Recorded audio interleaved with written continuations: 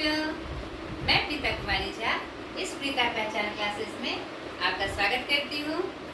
आज बच्चों एक बहुत ही महत्वपूर्ण पाठ की चर्चा मैं आपके सामने करूँगी। मैं लेकर आई हूँ जो है क्षितिज भाग 1 वर्ग नवम CBSE NCERT गद्य खंड पाठ 4। पाठ का क्या नाम है? सांवले सपनों की याद। ठीक है, उसके बारे में हम जानेंगे। इस संदर्भ में हम जानेंगे लेखक का जीवन परिचय और पाठ परिचय। ठीक है, ये एक बहुत ही महत्वपूर्ण पाठ है। किस रूप में? क्योंकि इनके जो लेखक हैं उनकी जीवनी और इसमें जो वर्णित डायरी शैली में लिखी हुई जिनके जीवन का वर्णन इसमें है, सालिम अली साहब, वो जो कि बर्डमैन ऑफ इंडिया के नाम से फेमस हैं, उनकी जीवनी, साथ ही साथ D.H. लॉरेंस जी की बारे में जिसकी चर्चा की गई है। तो एक महत्वपूर्ण जानकारी हमें इस पाठ के माध्यम से पता चलेगी। इसीलिए आप ध्यान से इस वीडियो को शुरू से अंत तक देखिए। आपको एक बहुत ही महत्वपूर्ण जानकारी पाठ के साथ साथ अन्य रूप में भी आपको मिलेगी। ठीक है, तो सर्वप्रथम हम जाने लेखक जीवन परिचय। इस पाठ सांवले सपनों की याद के लेखक हैं हमारे जावेद हुसैन साहब, जिनका जन्म 5 जून 1945 में नौलही गांव राजगीर, जिला नालंदा, बिहार में हुआ था। इनकी शिक्षा MA अंग्रेजी में हुई थी। पेशे से ये प्राध्यापक थे और सशक्त राजनीतिज्ञ भी थे। राजनीतिक में उन्होंने सन 1977 में मुंगेर से बिहार विधानसभा के सदस्य निर्वाचित हुए। सन 1995 से बिहार विधान परिषद के सभापति हुए। इन्हें बहुत सारी महत्वपूर्ण सम्मान और पुरस्कार भी प्राप्त हुए हैं, जिनमें वर्ष 2005 में उर्दू कथा डायरी रेत पर खेमा के लिए साहित्य अकादमी पुरस्कार मिला और वर्ष 2012 में 9वें विश्व हिंदी सम्मेलन जोहान्सबर्ग दक्षिण अफ्रीका में जो आयोजित किया गया था, वहां पर उन्हें विश्व हिंदी सम्मान से पुरस्कृत किया गया। ठीक है, और भी बहुत सारे राष्ट्रीय अंतर्राष्ट्रीय पुरस्कार हमारे जावेद हुसैन साहब ने पाए। इनके व्यक्तित्व की एक बहुत ही खूबी थी कि प्राध्यापक और राजनीतिक होते हुए भी ये एक आम व्यक्ति थे। आम व्यक्तियों का जो जीवनचर्या होता है, उनकी जो समसामयिक जो बातें होती है, उनके साथ जो घटित बातें होती है, उनको उन्होंने बहुत गहराई से अध्ययन किया। ठीक है, और राजनीति में रहने के क्रम में वे आम लोगों से और बहुत ही विशिष्ट लोगों से उनकी मुलाकात हुई, तो उन्होंने अपनी लेखनी में विशिष्ट बहुत तरह के ऐसे व्यक्तित्व से जो उनका मेल जोल हुआ, उनके बारे में भी उन्होंने अपनी लेखन में, साहित्य में स्थान दिया है। उसी क्रम में यह जो सांवले सपनों की याद है, एक प्रसिद्ध व्यक्तित्व सालिम अली के बारे में वह इस पाठ में लिख रहे हैं। किस शैली में? डायरी शैली में। इनके बारे में मैं एक और बात बता दूं, बहुत ही महत्वपूर्ण बात, कि इनकी कुछ प्रमुख रचनाएं हैं, जैसे जो आगे है, डोला बीवी का मजार, अतीत का चेहरा, लोगा, एक नदी रेत भरी प्रमुख है। इन पाठों को विभिन्न विद्यालयों में एक कैलेंडर के रूप में इसे पढ़ाया जाता है।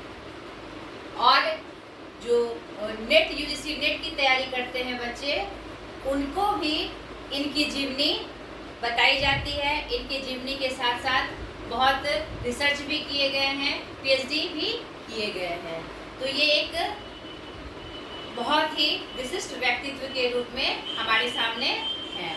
इनमें एक और भी बहुत बड़ी कुशलता थी, ये हिंदी, उर्दू और अंग्रेजी तीनों साहित्य में समान रूप से लिखते थे, समान रूप से इनकी पकड़ थी। ठीक है, तो ये जो आपका प्रस्तुत पाठ है उन्होंने डायरी शैली में लिखा था। डायरी शैली क्या है? अब आपके मन में आ रहा होगा कि डायरी शैली क्या है।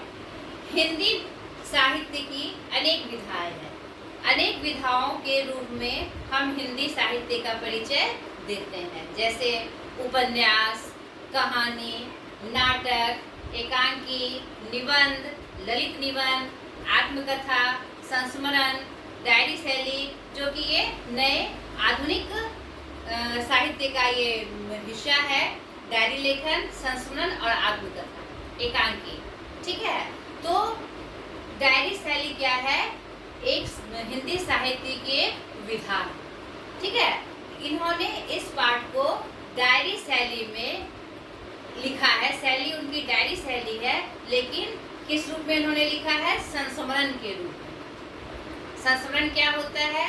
जब किसी घटना या व्यक्ति को हम याद करते हुए एकदम सटीक उनके बारे में लिखते हैं, याद करते हुए, तो वह हमारा क्या कहलाता है बच्चों? संस्मरण कहलाता है। ठीक है, और इनकी एक और बहुत बड़ी खूबी है, इन्होंने डायरी लेखन में नए नए प्रयोग किए।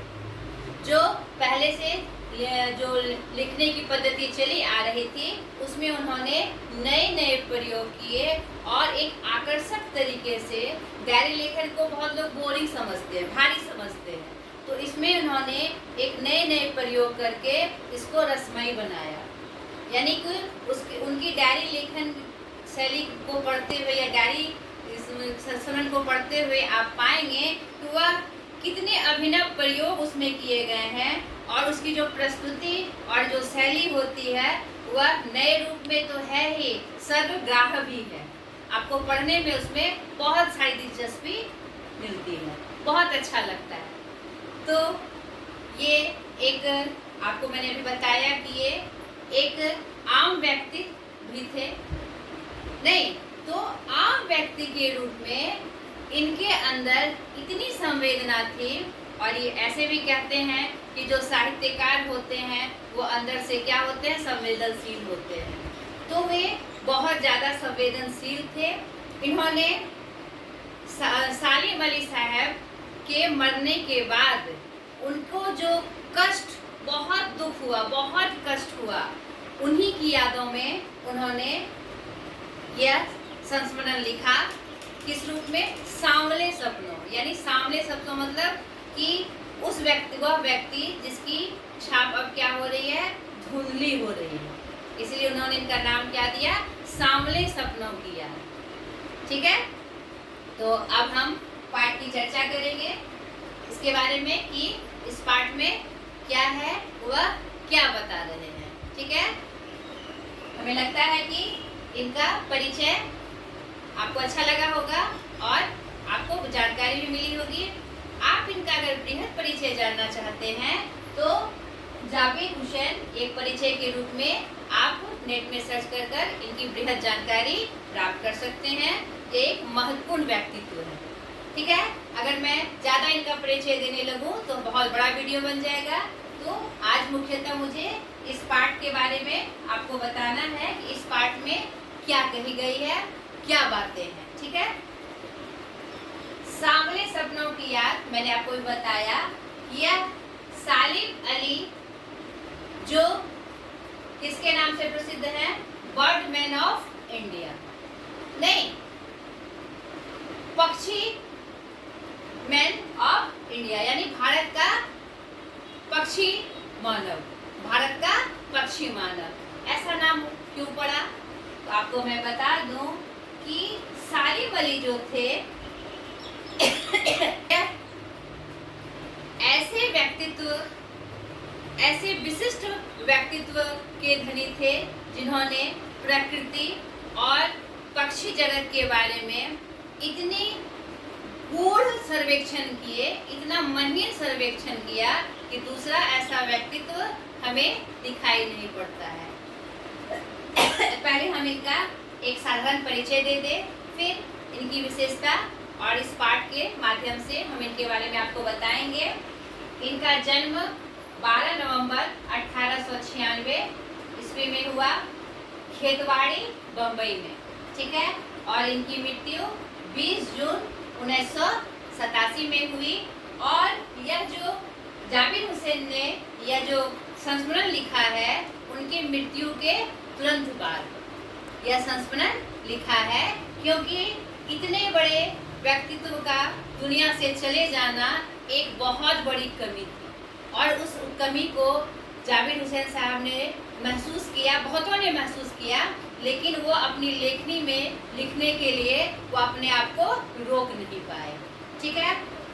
इनका जन्म कहा जाता है कि 1 वर्ष के बाद ही इनके पिता की मृत्यु हो गई, सालिम अली साहब की, और 3 वर्ष होते होते इनकी माँ की भी मृत्यु हो गई। इनका लालन पालन मामा ने किया। उनके मामा, जिनका नाम अमीरुद्दीन तैयब था, उन्होंने इनका लालन पालन किया। और एक दूसरे मामा थे इनके, अब्बास तैयब, उन्होंने उनके साथ, जो कि प्रसिद्ध स्वतंत्रता सेनानी थे, दूसरे मामा जो थे अब्बास तैयब जी, वह क्या थे, एक प्रसिद्ध स्वतंत्रता सेनानी थे। उनके साथ वो बहुत ज़्यादा समय बिताते थे, ठीक है।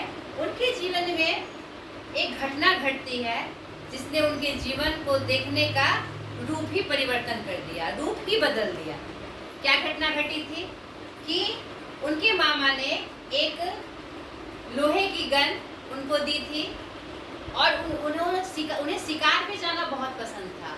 शिकार की बातें सुनना, जंगलों में पशुओं की बातें सुनना उन्हें बहुत पसंद था। एक बार इसी क्रम में वह बंदूक लेकर जाते हैं और उस बंदूक से शूट के क्रम में उनके बंदूक से एक गौरैया पक्षी को वो गोली लग जाती है और वह छटपटा के नीचे गिर जाती है। तो वह दौड़कर उनके पास जाते हैं।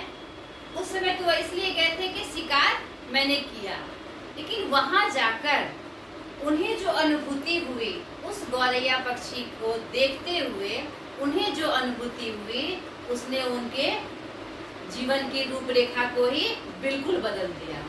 वह एकदम आहत हुए।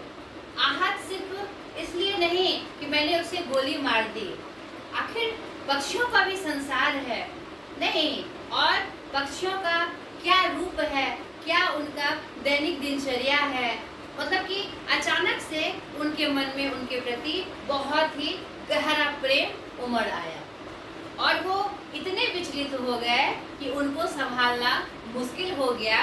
तो उन्हें उनके मामा जी उन्हें नेशनल हिस्ट्री सोसाइटी मिलाद, जो कि मुंबई में है, वहाँ पर उनको लेके गए। वहाँ पर उन्होंने पक्षियों से संबंधित बहुत सारी जानकारी देखी।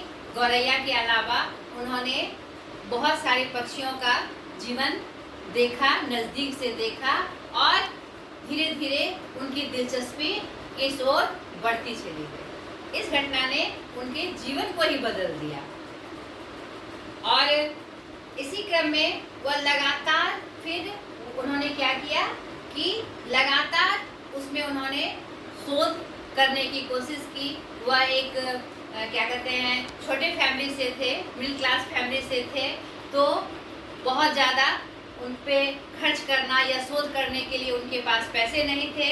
उन्होंने क्या कहते हैं, जंतु विज्ञान संग्रहालय में गाइड की भी नौकरी की है और उनकी शादी हो गई थी, तो उनको जीवन चलाने के लिए एक अच्छी नौकरी की आवश्यकता थी, तो जो कि वो कर नहीं पा रहे थे। तो ऐसे ही छिटपुट नौकरी करते हुए वह अपने जीवन को बढ़ा रहे थे, लेकिन उनका मन छटपटा रहा था कि पक्षी जगत में मैं कुछ नए अनुसंधान करूं, नए प्रयोग करूं और नए रूप में दुनिया को दिखाऊं कि एक और जगत है, मनुष्य के अलावा एक विशेष जगत है, पक्षियों का जगत, जहाँ पर बहुत सारी संवेदनाएं और बहुत सारी चीज़ें जुड़ी हुई है, जिसकी जानकारी हमें होनी चाहिए।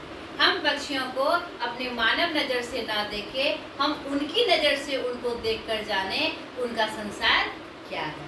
ठीक है, तो मैं आपको पाठ में इसी क्रम में आगे बढ़ते हुए और भी बहुत सारी जानकारी मैं देते चलूँगी इनके बारे में। इनकी एक प्रसिद्ध पुस्तक है the book of Indian word, the book of Indian word, जो कि 1941 में प्रकाशित हुई थी। क्या नाम था उसका? The book of Indian word, Indian word, ठीक है, जो कि 1941 में प्रकाशित हुई थी। उनकी एक और पुस्तक, एक बहुत ही महत्वपूर्ण पुस्तक प्रकाशित हुई थी 1940 में,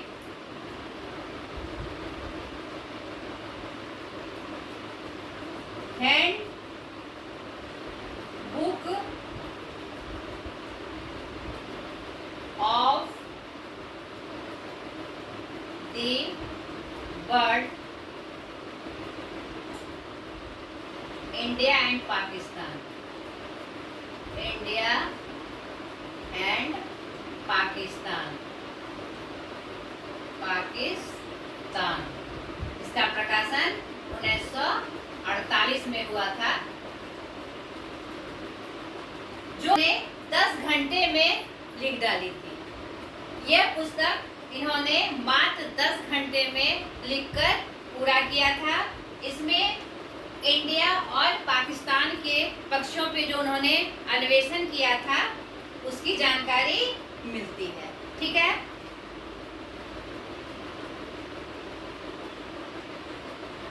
भरतपुर पक्षी विहार स्थापित करने में भी इनका महत्वपूर्ण योगदान है। यह एक पक्षी वैज्ञानिक थे जो पहले भारतीय थे जिन्होंने पक्षियों का व्यवस्थित सर्वेक्षण किया। ये पहले भारतीय वैज्ञानिक थे जिन्होंने पक्षियों का एक क्रम बाय क्रम एक व्यवस्थित सर्वेक्षण किया। उनके नाम से बहुत सारे पक्षी विहारों के नाम आपको मिलेंगे, भारत में भी और बाहर में भी, और बहुत सारे रिसर्च सेंटरों का नाम भी, बहुत सारे उद्यानों का नाम भी सालिम अली के नाम से फेमस है, विख्यात है, क्योंकि ऐसा प्रकृति प्रेमी और पक्षी प्रेमी मनुष्य कहीं दूसरा देखने को नहीं मिलता है। और इनका पूरा नाम सालिम मोइनुद्दीन अब्दुल अली था। ये मैं परिचय में भूल गई, इनका पूरा नाम क्या था? सालिम मोइनुद्दीन अब्दुल अली। इन्हें बहुत सारे राष्ट्रीय और अंतर्राष्ट्रीय पुरस्कार भी प्राप्त हुए, जिसमें 1958 इन्हें मिटा कीजिए ताकि बाद में आपको दिक्कत ना हो। ठीक है, अब मैं ये था जाबिर हुसैन साहब का। अब मैं और उनका एक विशेष परिचय मैं आपको बता रही हूँ। चलिए, मैं ज्यादा नहीं मिटा। सालिम अली के बारे में, ये जानकारी किसके बारे में है? सालिम अली साहब के बारे में थोड़ी जानकारी मैं आपको दे दूं, उसके बाद में पाठ के बारे में आपको थोड़ी चर्चा कर दूंगी। सालिम साहब के बारे में है, सम्मान के बारे में। इन्हें भी बहुत सारे राष्ट्रीय और अंतर्राष्ट्रीय सम्मान प्राप्त हुए, जिसमें 1958 में इन्हें पद्म भूषण से सम्मानित किया गया और 1976 में पद्म विभूषण से सम्मानित किया गया। पद्म विभूषण से सम्मानित किया गया। ठीक है, और इनकी एक बहुत बड़ी उपलब्धि रही कि उन्हें ये पहला, ये दूसरा, तीसरा एक बहुत बड़ा सम्मान इन्हें प्राप्त हुआ है ब्रिटिश और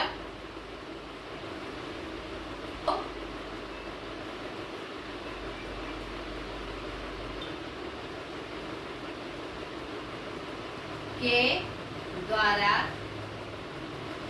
इन्हें स्वर्ण पदक प्राप्त हुए हैं। स्वर्ण पदक प्राप्त हुए हैं। ब्रिटिश मूल, जिसमें ब्रिटिश और नथुराव दोनों का मतलब मिक्स सम्मान होता है, उसमें उन्होंने स्वर्ण पदक प्राप्त किया। और ये पहले गैर मूल ब्रिटिश व्यक्ति थे जिन्हें यह स्वर्ण पदक प्राप्त हुआ। यानी कि ब्रिटिश संस्थान द्वारा प्रदान किया जाने वाला यह सम्मान था, जो कि ये पहले व्यक्ति थे सालिम अली जिन्हें यह प्राप्त हुआ, और पहले भारतीय भी थे। ठीक है, ये आपको याद रखनी है। और इनके बारे में एक और चीज प्रसिद्ध है, चिड़ियों की पकड़ने की गोंग एवं fire Deccan Vidhi. Gong and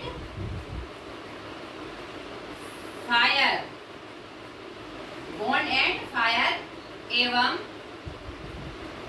Deccan विधि,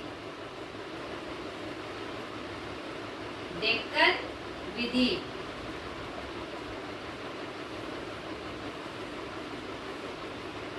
की खोज इन्होंने ही की थी पक्षी जगत में।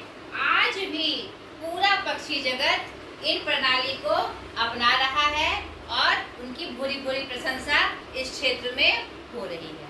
ठीक है, ये उनका एक विशेष परिचय था सालिम अली जी का, जिनकी जानकारी हमें जरूर होनी चाहिए, क्योंकि ऐसे व्यक्तित्व, विशिष्ट व्यक्तित्व की जानकारी हमें रखनी चाहिए जिन्होंने संसार में सिर्फ मानव जाति को ही नहीं, जो हमारा एक मुख्य प्राणी है हमारे पर्यावरण का, पक्षी जगत को भी एक महत्वपूर्ण योगदान प्रदान किया। ठीक है, अब पाठ परिचय में हम जानेंगे इस पाठ में क्या क्या है। सालिम अली के मरने के बाद जो कष्ट, जो व्यथा, जो दर्द जाबिर हुसैन के मन में हो रहा है, वह पंक्तियों में बयान करते हैं। दूसरा, कृष्ण के वृंदावन की चर्चा की गई है कि आज भी वृंदावन में कैसे कृष्ण की छाप छाई हुई है। तो इस संदर्भ में ये बात आई है कैसे कि आज भी, क्या इतने साल बीत गए, क्या सच में वहाँ कृष्ण है? नहीं, कृष्ण नहीं है, लेकिन उनके हर क्रियाकलाप में, वृंदावन के हर एक चीज में आज भी लगता है कि कृष्ण दिखाई पड़ रहे हैं, दर्शनीय हैं। ठीक है, इसी क्रम में उनकी पत्नी तहमीना की चर्चा आती है। D.H. लॉरेंस साहब की चर्चा आती है, जो कि एक अंग्रेजी उपन्यासकार, कवि, नाटक और आलोचक, चित्रकार रहे, जिनका पूरा नाम डेविड हर्बर्ट रिचर्ड्स लॉरेंस था, जिनका जन्म 11 सितंबर 1885 को हुआ था और जिनकी मृत्यु 2 मार्च 1930 को हुई। और अंत में सालिम अली का विशेष व्यक्तित्व इस पाठ में दिखाया गया है कि कैसे वो टापू ना बनकर क्या एक महासागर के रूप में हमारे सामने दिखते हैं। वह एक टापू नहीं है जिसकी एक बार देख लिया जाए, वो अनंत महासागर है जिनको खोजना, उनके सारे गुणों और व्यक्तित्वों को खोजना साधारण बात नहीं है। एक वो महासागर के रूप में हमारे सामने प्रस्तुत होते हैं। तो थोड़ी सी पाठ की चर्चा मैं आपको सरसरी निगाह से करते हुए समझा दूं। अब तो आपको समझ में आ गई होगी ये बात कि सांवले सपनों की याद, यह जो इनका क्या कहते हैं, ये टॉपिक है, ये जो शब्द है, ये क्या कहते हैं, उन्होंने दिया है, हेडिंग दिया है। आपको समझ में आया होगा कि क्यों दिया है, क्योंकि इनकी मृत्यु के तुरंत बाद वो हमारे जाबिर हुसैन साहब उनके व्यथा को, उनसे ली हुई वो आई हुई कष्ट को, मृत्यु से जो कष्ट उनके अंदर आया वह रोक नहीं पाए, इसीलिए इन्होंने इनकी हेडिंग क्या दे दी, सब सांवले सपनों की याद। देखिए उसी क्रम में वह लिखते हैं, मैं सरसरी निगाह से पाठ का परिचय आपको दे दूं। सुनहरे परिंदों की खूबसूरत पंखों पर सवार सांवले सपनों का एक हुजूम मौत की खामोश वादी की तरफ अग्रसर है, कोई रोक टोक सके कहाँ संभव है। यानी इस पंक्ति के माध्यम से लेखक क्या बताना चाह रहे हैं कि हमारे सालिम अली साहब जो कि 100 वर्ष की अवस्था पूर्ण करने वाले थे और अचानक से वो मौत की तरफ बढ़ते चले आ रहे हैं। उन्हें कैंसर नाम की भयंकर बीमारी हो गई थी, लेकिन फिर भी उतनी उम्र को प्राप्त करने के बाद भी उनकी आंखें कमजोर नहीं हो गई थी।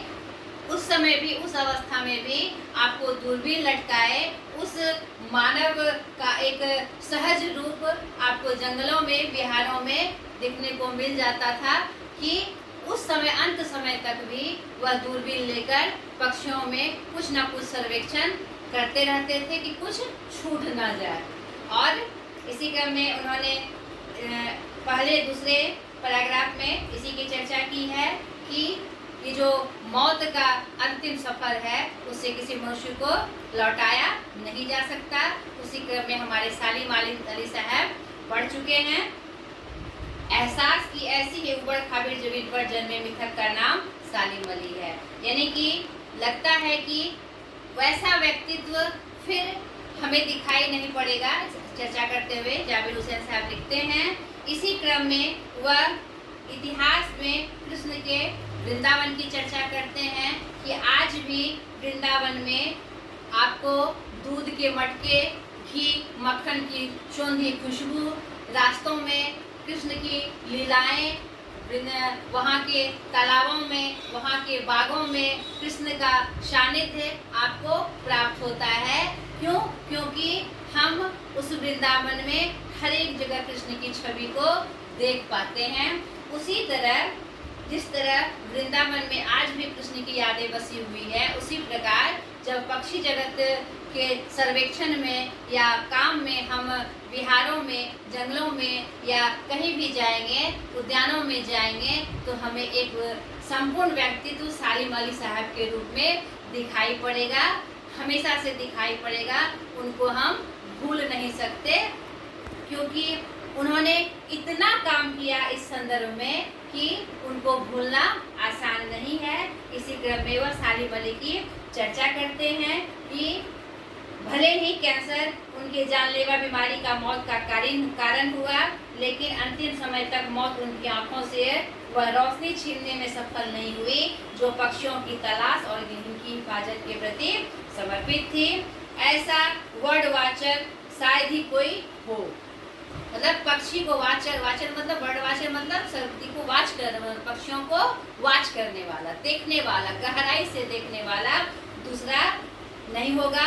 एकांत क्षणों में सालिम अली दूरबीन के माध्यम से उनके पक्षी जगत के विभिन्न पहलुओं को वह गहराई से देखते थे और उनको फिर लेखनी में उतारकर हमें उसका परिचय देते थे। और ये एक बहुत बड़ी उपलब्धि थी उनके जीवन की।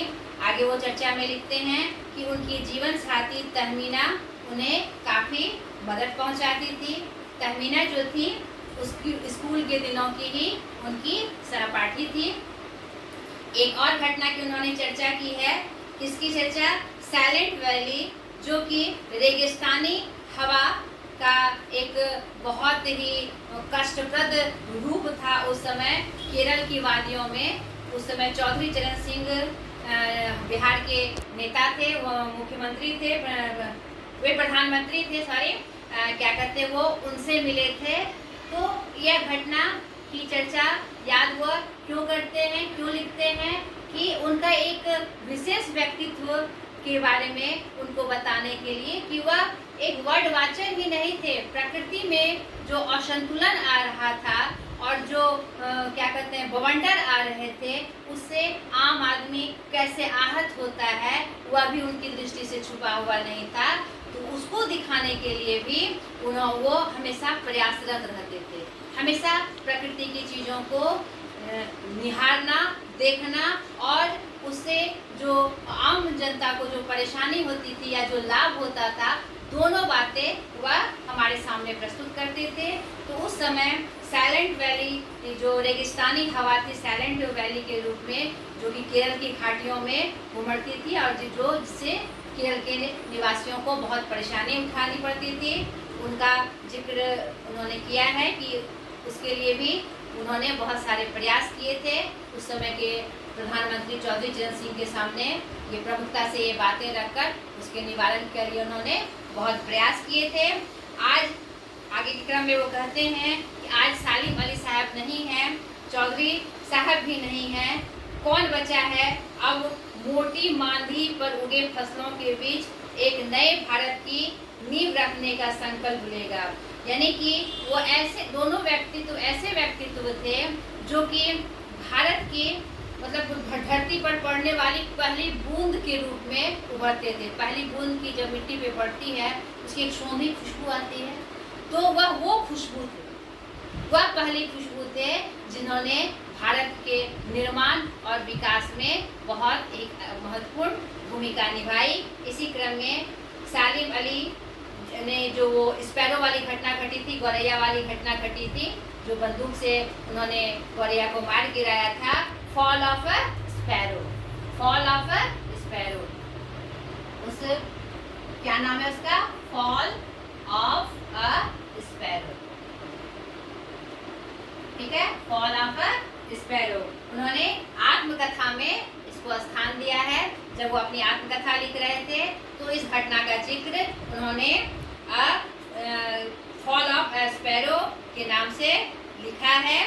और इसी क्रम में हमारे जाकिर साहब क्या कहते हैं, D.H. लॉरेंस की चर्चा करते हैं, जिसके बारे में मैंने बताया कि आपको उनका नाम क्या था? डेविड हर्बर्ट रिचर्ड लॉरेंस, जो अंग्रेजी साहित्यकार के एक बहुत बड़े साहित्यकार थे।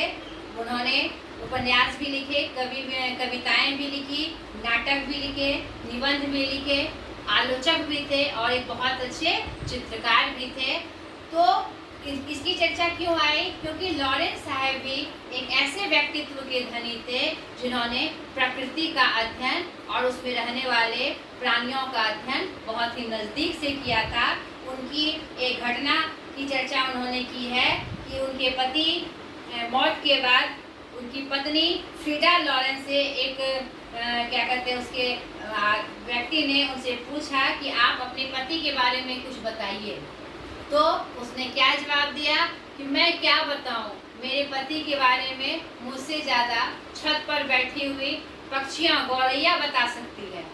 तो इस कथन का क्या मतलब है कि मुझसे ज़्यादा ये प्रकृति में जो प्राणी निवास करते हैं वह उसके बारे में ज़्यादा जानते हैं। तो बताइए कितनी बड़ी बात है ये कि उनका परिचय पूरा कौन देता है? पर्यावरण जगत का पूरा पक्षी जगत, ठीक है।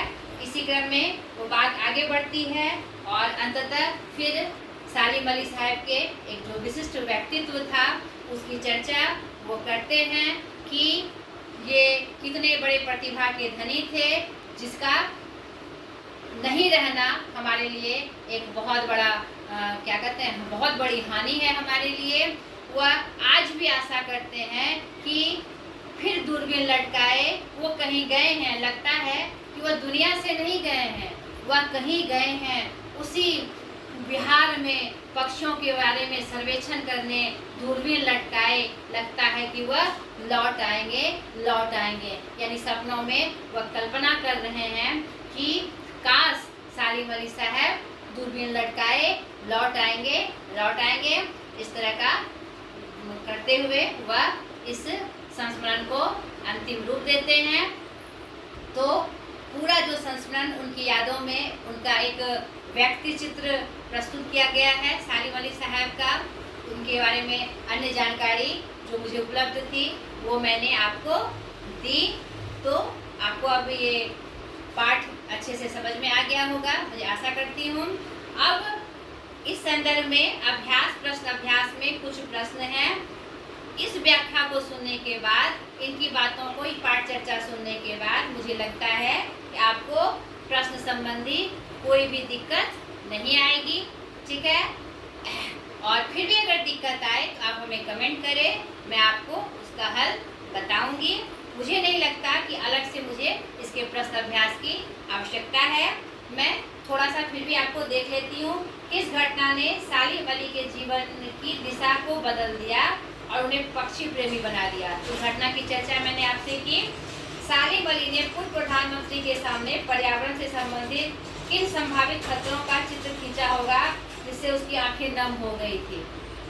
उस समय ये इस घटना की चर्चा भी इस पाठ में दी हुई है कि केरल में जो उस समय साइलेंट वैली घाटियों में जो रेगिस्तानी गर्म हवा चल रही थी, जिससे वहाँ का आम जनजीवन जो कि बहुत खतरे में पड़ गया था, उसकी चर्चा पूर्व प्रधानमंत्री चौधरी चरण सिंह से जिन्होंने की है। इस घटना का जिक्र करते हुए आपको उत्तर लिखना है। तीसरा, लॉरेंस की पत्नी फ्रीडा ने ऐसा क्यों कहा होगा कि मेरी छत पर बैठने वाली गौरैया लॉरेंस के बारे में ढेर सारी बातें जानती है। मैंने इसकी भी चर्चा की कि वो लॉरेंस जो थे, डी.एच. लॉरेंस, वह भी एक प्रकृति प्रेमी थे और प्रकृति में रहने वाले सारे प्राणियों से उनका अथाह प्रेम था। सालिम अली साहब की जैसे ही लॉरेंस जो थे वह उनसे बहुत गहराई से जुड़े थे, इसलिए उनकी पत्नी ने कहा मैं क्या बताऊं, पूरा प्रकृति प्राणी मेरी छत की गौरैया जिनके साथ उनका सबसे ज़्यादा समय बीतता था वही बताएंगे। यहाँ पर उनका प्रकृति प्रेमी होने का परिचय बताया जा रहा है। ठीक है, आशय स्पष्ट कीजिए। वो लॉरेंस की तरह नैसर्गिक जिंदगी का प्रतिरूप बन गए थे। मैंने आपको बताया है इस तरह के प्रश्न जब आए, आशय स्पष्ट करें, भाव स्पष्ट करें, अर्थ बताएं, तो आपको क्या करना है, पहले पाठ का परिचय लिखना है। प्रस्तुत पंक्ति इस पाठ से ली गई है, यानी सामने सपनों की याद से ली गई है, जिसके लेखक जाबिर हुसैन साहब हैं। यह पंक्ति लॉरेंस साहब और सालिम अली का तुलना करते हुए उन्हें एक जैसा बताया गया है। इसी संदर्भ में तुलना की गई है कि दोनों इस नैसर्गिक प्राकृतिक जीवन के प्रतिरूप हैं। इसी क्रम में दोनों की चर्चा की गई है। ठीक है, दूसरा ख और ग में भी उसी प्रकार के प्रसंग उठाकर दिए गए हैं। कोई अपने जिस्म की हरारत और दिल की धड़कन देकर भी उसे लौटना चाहे तो वह पक्षी अपने सपनों के गीत दोबारा कैसे गा सकेगा। यहाँ पर मृत्यु के बाद किसी को लौटाना असंभव है, इसकी चर्चा की गई है। तो आपको पंक्ति परिचय देना है, लेखक परिचय देना है, किस संदर्भ में यह पंक्ति आई है उसका परिचय देना है, और फिर उसके भाव बताते हुए अपने उत्तर को कंप्लीट करना है। सालिम अली प्रकृति की दुनिया में एक टापू बनने के बजाय अथाह सागर बनकर उभरे थे। मैंने आपको इसकी चर्चा तुरंत की है कि यहाँ पर अंतिम के पैराग्राफ में आप पढ़िएगा कि वह इस प्रकृति दुनिया के एक टापू नहीं थे, वह टापू बनना नहीं चाहते थे। वह यह बनना नहीं चाहते थे कि मैं प्रकृति के रूप में जो काम कर रहा हूँ, एक टापू के रूप में लोग मुझे जाने, मेरा नाम ले कि आहा सालिम साहब ने ये किया वो किया। एक टापू बनकर, एक साधारण टापू बनकर सिर्फ वह नाम कमाना नहीं चाह रहे थे, वो एक महासागर के रूप में हमारे सामने आते हैं कि महासागर क्या है, बहुत सारे सागरों का समन्वय उसमें होता है, नदियों का समन्वय उसमें होता है, यानी उस जगत की, प्राणी जगत की, प्रकृति जगत की बहुत सारी बातें, बहुत सारे सर्वेक्षण उनके अंदर समाये हुए थे। बहुत सारे जिससे हम अनभिज्ञ हैं वह बातें भी उनके अंदर पक्षी जगत और प्रकृति जगत की थी, तो इसीलिए उनको महासागर से संबोधित किया गया है। ठीक है, इस पाठ के आधार पर लेखक की भाषा शैली की 4 विशेषताएं बताइए। आप देख ही रहे हैं उनकी भाषा शैली कितनी सुग्राही है और कितने अच्छे तरीके से उन्होंने इसको लिखा है। तो 4 मुख्य बातें जो आपको पसंद आई, उनकी लिखन शैली की, पढ़ने की शैली, किस शैली में उन्होंने लिखा है, कैसे उन्हें स्टार्ट किया, कैसे उन्होंने अंत किया, कैसे परिचय देकर उन्होंने इसे क्या कहते हैं इसे सार्थक बनाया, उसकी विशेषताएं 4 रूप में आपको लिखनी है। इस पाठ में लेखक ने सालिम अली के व्यक्तित्व का जो चित्र खींचा है उसे अपने शब्दों में लिखिए।